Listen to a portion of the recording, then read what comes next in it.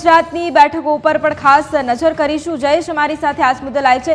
જયેશ, ખાસ ઉત્તર ગુજરાતની બેઠકો વિશે વાત કરવી છે। હવે જ્યારે આજે ફોર્મ પરત ખેંચવાનો અંતિમ દિવસ છે ત્યારે ઉત્તર ગુજરાતમાં કેવો જંગ રહેવાનો છે?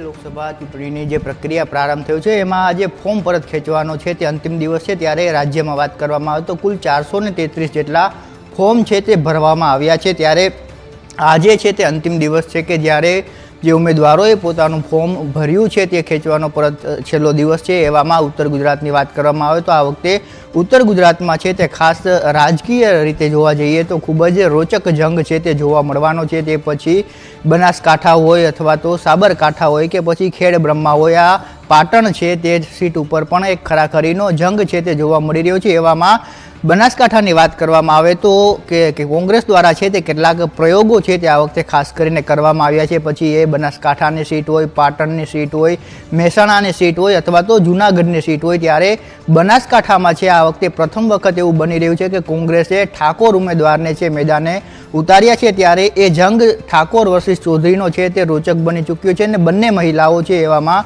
ગેનીબેન ઠાકોર છે અને રેખાબેન ચૌધરી છે તે બંને પોતપોતાની રીતે અત્યારે પ્રચાર છે તે કરી રહ્યા છે। પરંતુ સૌથી હોટ સીટ છે તે આ માનવામાં આવી રહી છે। પરંતુ જે રીતે ભાજપ છે તે માને છે કે ઠાકોરને છે તે ક્યારેય બનાસકાંઠાથી ટિકિટ ના આપવી જોઈએ, કારણ કે જે પ્રકારે વસ્તી અને જાતિગત સમીકરણો છે તે ચૌધરી સમાજ અને ચૌધરી સમાજના જે ઉમેદવારો હોય છે તેની તરફેણ હંમેશા કરતા હોય છે। એવામાં કોંગ્રેસ દ્વારા છે તે એક આ પ્રયોગ છે તે કરવામાં આવ્યો છે। તો બીજી તરફ મહેસાણાની વાત કરવામાં આવે તો મહેસાણામાં કોંગ્રેસે છે તે રામાજી ઠાકોરને છે તે મેદાને ઉતાર્યા છે। એવામાં એક ખૂબ જ લોકપ્રિય ચહેરો છે એટલે ત્યાં પણ એક જંગ છે એ પ્રકારે જોવા મળી શકે છે કે ઠાકોર ઉમેદવારને કોંગ્રેસે એક પ્રયોગ કર્યો છે। એ જ પ્રકારે ખેડબ્રહ્માની વાત કરવામાં આવે તો તુષાર ચૌધરી છે તેમને મેદાને ઉતારવામાં આવ્યા છે, જે પૂર્વ ધારાસભ્ય છે તે રહી ચૂક્યા છે, પૂર્વ મંત્રી પણ રહી ચૂક્યા છે। એવામાં એ જંગ છે તે પણ એક મહત્વનો જંગ બની શકે છે। એ પ્રકારે આણંદમાં સ્થિતિ જોવા મળી રહી છે કે જ્યાં કોંગ્રેસના જે વિધાનસભાના નેતા છે અમિત ચાવડા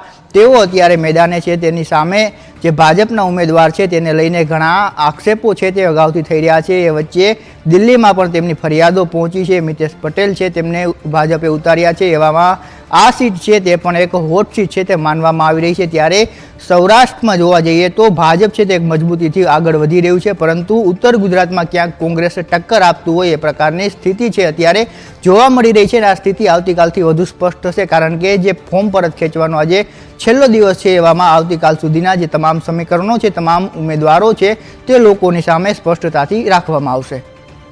બિલકુલ, આભાર જયેશ સમગ્ર જાણકારી માટે। તો ખાસ જે